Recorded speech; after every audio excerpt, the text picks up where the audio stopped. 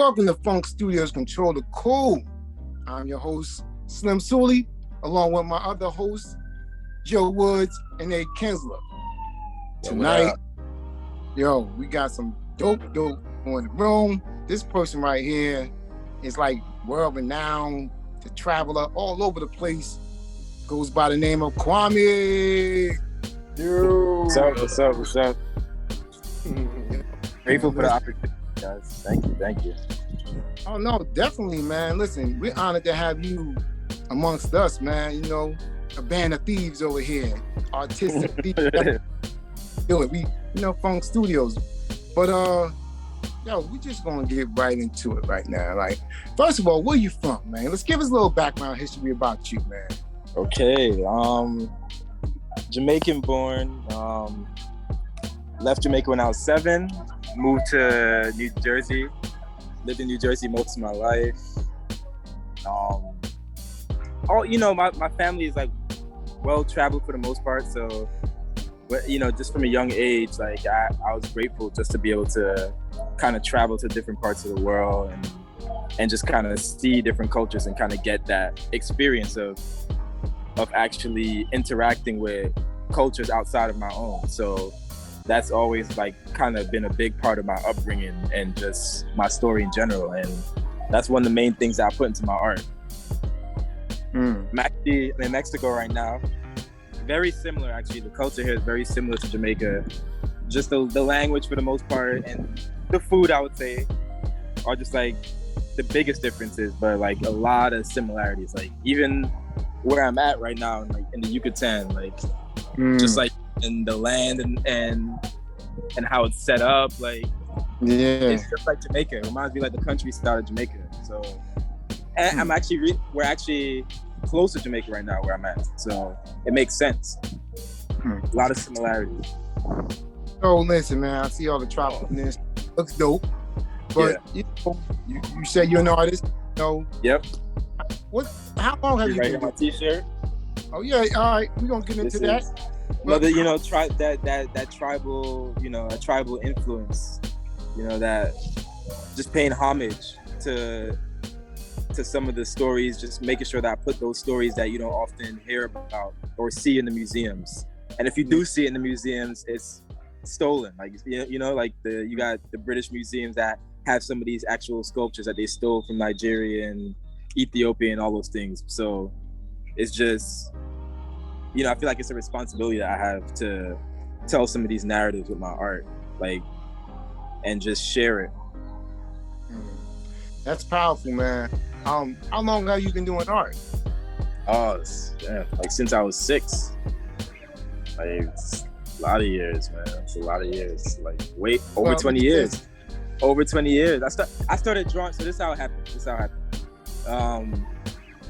Right. I remember my uncle, and it was crazy. Like, I remember watching my uncle draw one day, and he was drawing a car. Like, he was just drawing a bunch of pictures of cars.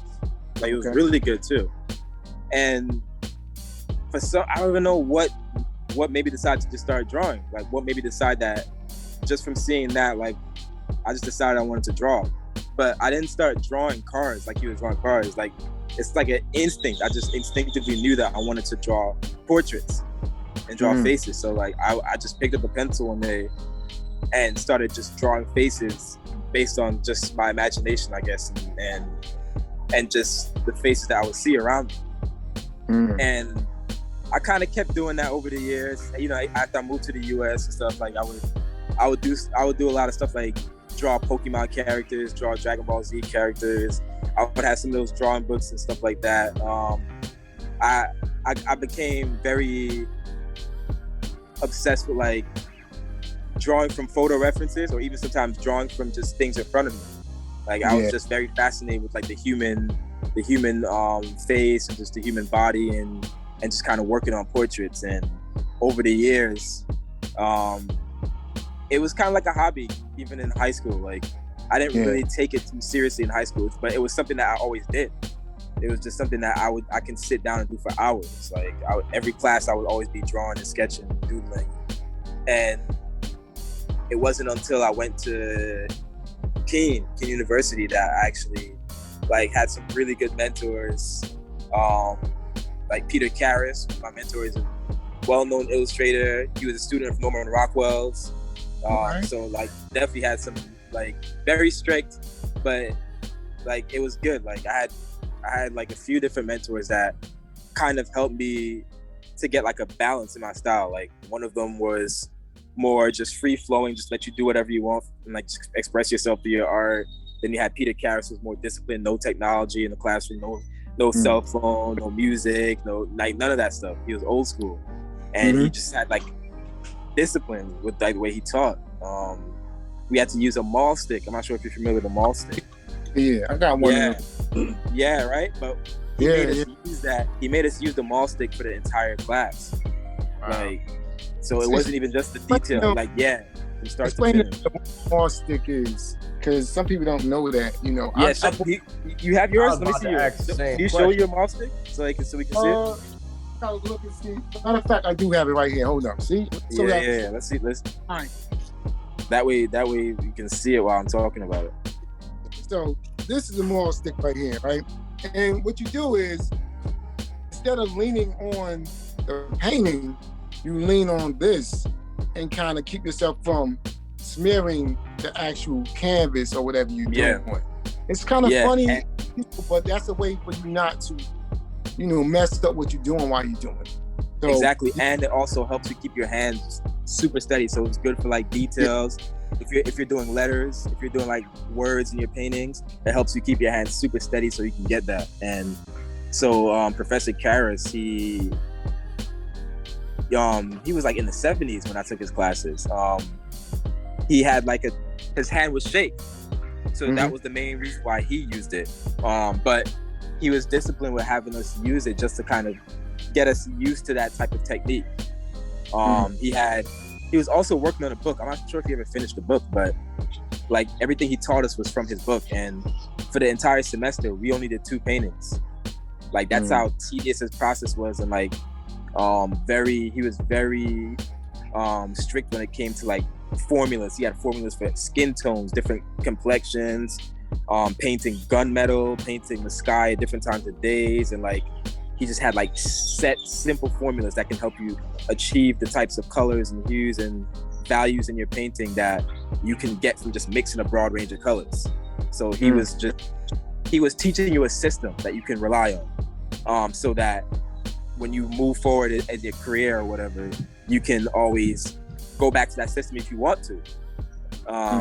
So that helped me a lot with just kind of being disciplined and creating a certain type of workflow and structure within my art. But my main mentor was this Polish artist named Professor Chocolate. And he did watercolors. He taught us. I took his watercolor class. I took his life drawing class for the new models. And like he was just like a no nonsense guy, but he was also very funny, kind of perverted too. But just like like he. I mean, it's perverted, yeah. That's what I was saying. Yeah, like he helped me a lot. He helped me a lot with just kind of taking my craft more seriously. And he didn't hold any punches. Like if he didn't like what you were doing and it's like you need to do it over, he would say it looks like dog shit. Like that's how he would talk. But he cared. Yeah. You know what? Yeah. Like, yeah, but he cared a lot about your growth as an artist, and like he took it personal. Like I remember one semester I was kind of slacking off and I didn't really do all the homework assignments and stuff like that, and at the end of the semester he was just saying, like he said, you improved, but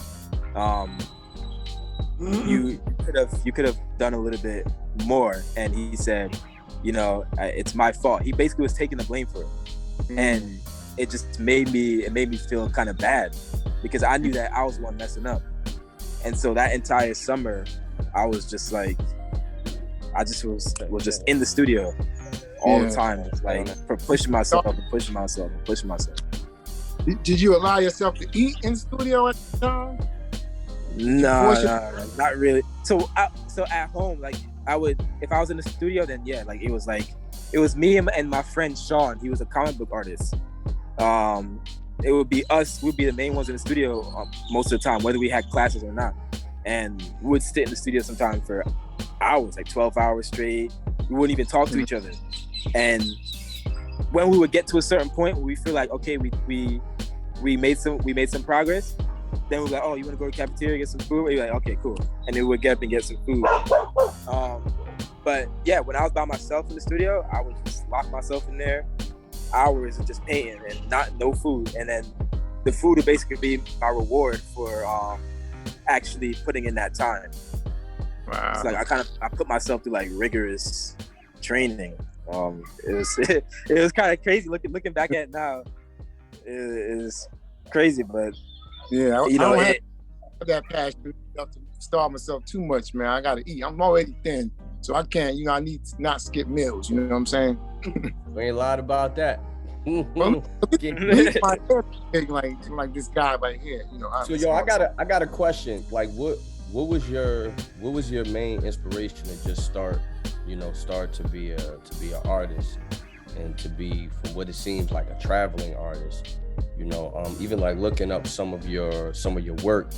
I mean, you're very eclectic. You have a portion on your site where it's like after dark, and then you have the after hours. Yeah, the after hours. But one thing I found that was pretty dope as well was the ones that look like tribal. I don't know the correct vernacular to use, but like the tribal portraits that you made. I'm sorry, I'm talking too much. Mm-hmm. But, so are you talking about the Imaski piece with like the mask? It's like Ife. Yeah, like this. This is one of the Ife. Right, yeah, on your shirt, yeah. What was your purpose for that? Like, what drove you to kind of go those directions versus keeping the regular stuff, the Pokemons, right, and the other things that you were doing? Yeah, so the Ife is actually, that's inspired by ancient Yoruba kingdom from in Nigeria, modern day Nigeria. But this was like, the Ife kingdom was like between 11th and 15th century. And I'm not sure if you're familiar with the Benin kingdom and their sculptures. Not too much, no. Well, they were like the Benin kingdom was basically like, they come after the Ife. But the Ife, they were like this wealthy city-state in Nigeria. They had different rulers, they had kings, queens, and they did these sculptures that were created out of like copper, brass, even terracotta. And a lot of the sculptures at first, they were representing like the rulers. Like, this is one of their rulers, the Oba, sometimes Oni are different words they use for them. Right. And every time I see these sculptures, I just kind of like just get hypnotized by them. And so I think I first started painting one of the Ife sculptures like right before I left Jersey, like sometime in 2020. And it was just something that, I knew that I was gonna continue doing it. And, I did other paintings over the course of me traveling. And then during this past summer, I kind of just find myself returning to it again. So a lot of those paintings are just basically my interpretation, like creating characters out of these sculptures that were created by these amazing craftsmen of this city-state. Like, they had a wide trade network across West Africa. So like, they were like fully in tune with the other nations around them. And that's how they were able to have all these different precious metals and things like that to create these structures, to create sculptures and things like that, and these different objects. And I know I mentioned before we started the chat, like how the recording that, like you can find some of these in the British Museum and stuff like that. And yeah, through doing my research while I was creating these pieces, I basically just found out that I think it was like 1939 in that region of the where Ife was, they were doing some development and some excavations and stuff like that. They were getting ready to build some new structures. And some of the people there that were building, they actually found some of these sculptures like buried underneath the ground. And so one of the journalists from Nigeria, he actually got his hands on a couple of them, and he sold it, and then it ended up in the British Museum. And so that's just like a piece of the story, but just really dope story. Like this is a series that it's just like ongoing for me. I keep I'm constantly drawing ifs every chance I get while working on pieces. It's just like one of those types of just one of those narratives that's just inspiring to me. It's like just endless inspiration. Yeah, it's just like this pool of inspiration. It's just anytime I look at those sculptures, what's the goal for you now? What is the main goal for your career? Oh, okay. That's a loaded question, but I would say one of my biggest goals for my career is to establish multiple galleries and museums across the world where I can, also host my own residencies for artists, not even just visual artists, but people who maybe dance and do other types of art forms. But definitely that's where I see myself, because I'm very much, I like to curate. I like to curate art as well, and I don't know. It's just always something that I just always enjoy doing. Like even just like when I used to host certain shows, put together exhibitions, like it always just made me feel good to know that I was able to help another artist sell their artwork in some way. Yeah. So like that's one of the biggest things. In addition to that, doing stuff in the metaverse. Suli's a part. Suli's part of my team. We're the creators down. You gotta ease. Gotta ease him into it. Yes, but, I gotta give that little. Talk about it. But it connects, right? Because J Golding Art, which is my my company, my gallery, basically. Right now, I do NFTs with J Golding Art, as well as just my Kwame. Hold on. What are NFTs? See, because people at home. I know, but it's a part of the goals. Absolutely, it's a part of the goals. It's a part of my goals as an artist. So I hear you. I'm not gonna go too much into it, but I will say that that's a part of me. That's a part of my as well. So I know Suli don't want me to say much. I'm gonna stop right now. Listen, this is what I'm saying. We're gonna educate the people out there that don't know, right? Yeah. So what are NFTs and what does NFT stand for? Okay, so NFTs stands for non-fungible tokens. And now you also have, I guess another way to even phrase it is just like digital assets, right? Mm-hmm. So this is what I say to people all the time who ask me about NFTs, is that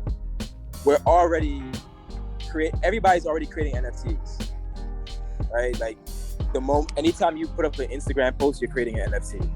Anytime you do a Facebook post or tweet on Twitter, that's an NFT.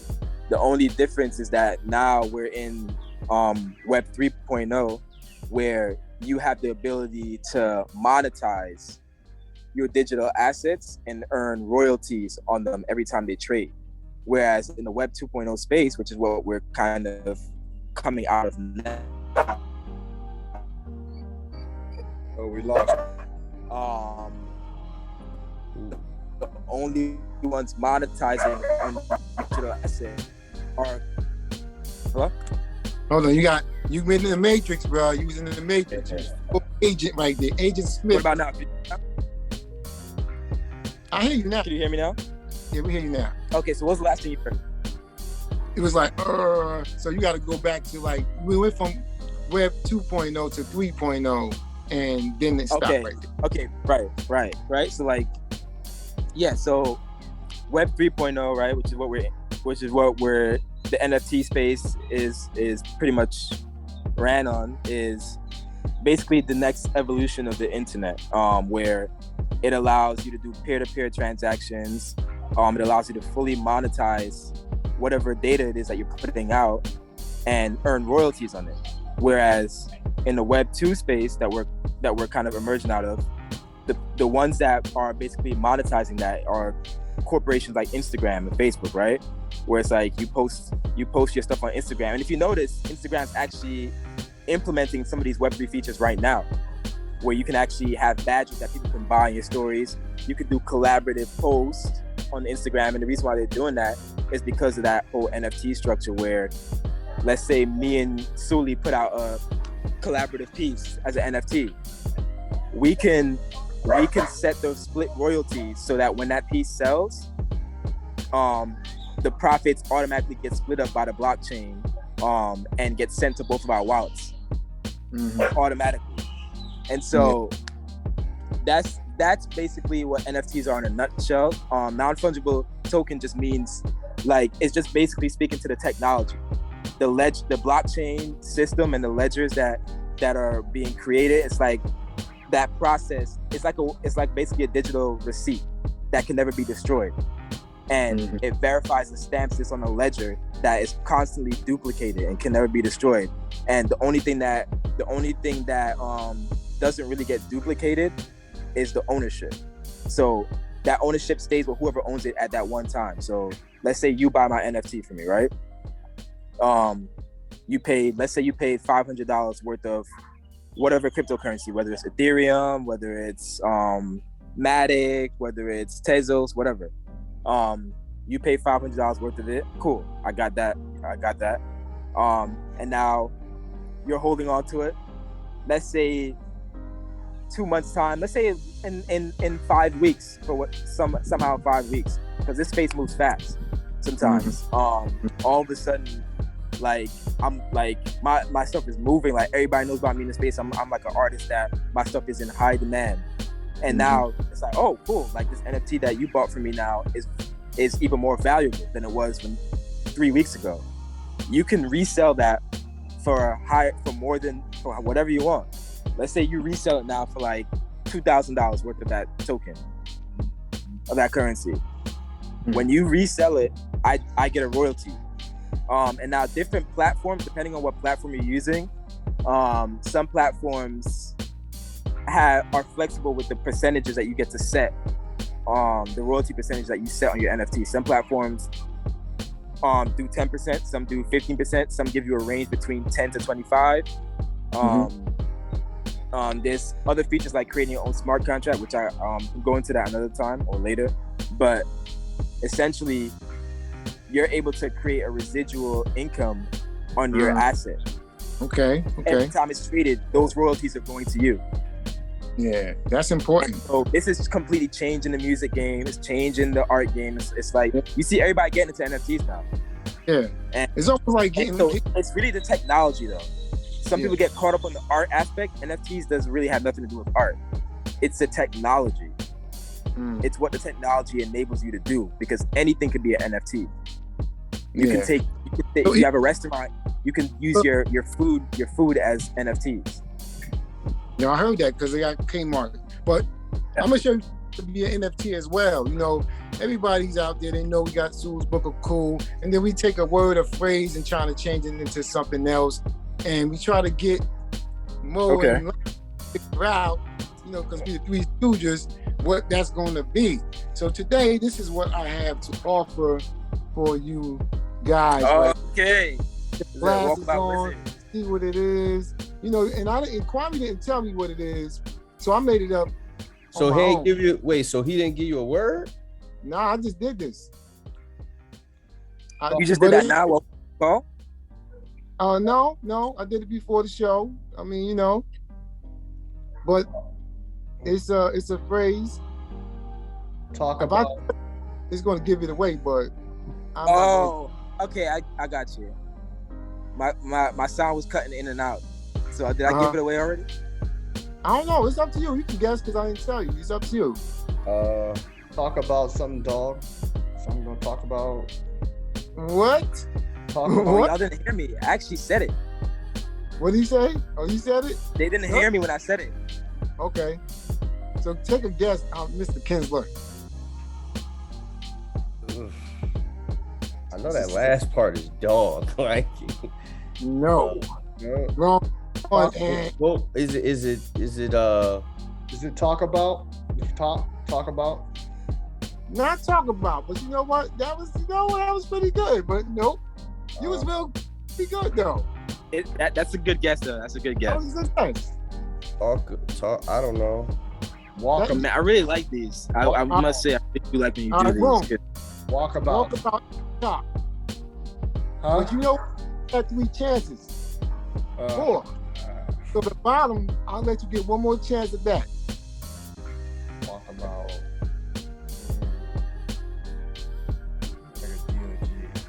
Yeah, I can see it clearly because I know exactly what it is. It's crazy how I'm out. I can't get it. So listen, you wouldn't have got it either, Kwame. You had most of it, but Wizard. No, I picked it up.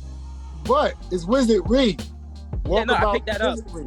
I picked that up after I said it the first time. I said, "Oh, okay," and then I realized that I wasn't supposed to say anything, so then I stopped. They called Kwame the Walkabout Wizard, so because he goes anywhere, and travels. He's very, very intelligent. He goes about doing like the art thing and helping people to be onboarded, getting their wallet. See, Joe, he helped you get your wallet. Now you got NFTs on OpenSea. See, you know what I'm saying? But y'all can't see me on this. I mean, I'm just gonna tell you. And especially thinking of seeing, right? You know, feast your eyes on this right here. This lovely bottle right here. It's called the Cool. You know, it's a fragrance. Wait, what is it? Here, you know, look up close. You know, your design? This is Joe's design right here. But I like that. We all put out. This is our fragrance. Collectively, we came together and Mr. Talaferro put this in the bottle, and this is all of our essence, and this is the best thing ever. You know, I had to compensate for extra because, you know, some of these guys stink. So I had to compensate a little extra to make it smell. Hit that cool. I get that cool, man. Hit our Instagram for that cool bottle. Hit our Instagram for the cool bottle. Listen. I wanna, you know, say something else. If to let people know, right? All right, Kwame, I think you could talk about this right now, right? It's a certain project dropping for a certain artist that's going to be, you know, out in NFT LA real soon. Tell them about that real quick. You know, let them know about that. Right? We can talk about that. We're Go talking ahead. about that. Talk about it. Go ahead and talk about it. Okay. I didn't know we were talking about that. You give them a little brief. Yeah, I mean, brief. this was something that Suleiman brought to the table. But we had a dope opportunity to actually work on an NFT project for Jim Jones' next single that he's about to put out and perform at NFT LA. Yeah. So I'm excited for that. The artwork is being finalized right now. We got some animation components being added to it. Oh, I'm excited to see. We got a little taste of it earlier. But it's 4 of us, you know, myself, Suli, Tokenoma, really dope artist. Like, she's amazing. And then Raul from Jamaica, he's an animator, but we just basically put our skills together and created 4 amazing pieces of art that's going to be minted on the blockchain and sold as NFTs, and it's going to have amazing perks. One of them is going to be, Suli can talk about that, it's going to be a mural. Yeah, we're gonna tie the one of one is going to be linked to a utility where I'm giving a mural to the person who buys one. The other ones are going to be multiples, and it's 4 tiers. And yeah, it's a good look. Zap Theory, shout out to them for putting this together. Yeah. Also, Opal, because they packaged the whole thing. And I believe it's going to open some doors. Everybody who sees the art is going to be like, this is the beginning. And yeah, it's a great thing. Happy about it. Yeah. Nice. Now I'm proud of myself. I'm proud of everybody that worked on it. Like, really amazing art. Suli did his thing. I he appreciate really showed out. He really showed out on this. And this is going to be out there. Actually, NFT LA is from March 28th to the 31st, and that's when Jim Jones is going to be out to perform. But if you go onto Instagram and look at Zap Theory, they're actually playing a snippet of the song, and they put the tears up there, and they actually put my name on the flyer of it because I'm doing the mural linked into it. So it was a good opportunity. And working with dope artists, I'm already working with dope artists. Yeah. You know, Process Is is it- dope. that we want to bring to other people all over, giving them knowledge of NFTs, giving them knowledge of collaboration, and just making it happen. Yeah. That's what's up. Congratulations, you guys. Congratulations, man. That's pretty dope. Definitely pretty dope. Appreciate it, man. So look, Kwame, we fully appreciate you. This is only going to be the first time we had you at Funk Studios, but we're going to have you back again to kind of follow up. You know, you got the after hours thing that Amir was talking about. It's very risky. Yes. You know, very risky, you know. So what I'm doing with that collection, right now, these dogs are just barking. Oh my God. Look at them. Everybody that comes by, they bark at them. But yeah, after hours is actually basically like it was inspired by a collection I started doing right before the pandemic called Emasku. And that's what actually started this whole style of me creating artworks like this, like with sculptures and African masks for the faces of the bodies, of the human bodies. And it was just different African masks from different cultures, whether it's from Ghana, Kenya, we're all over. And all the subjects were just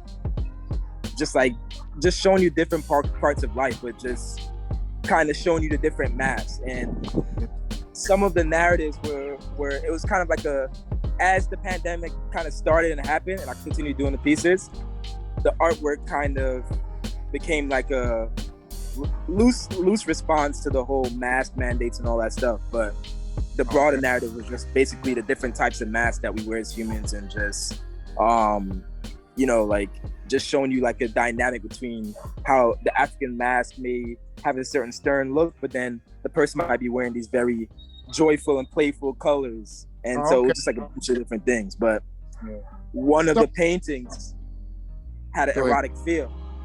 And that's what basically sparked the concept for After Hours.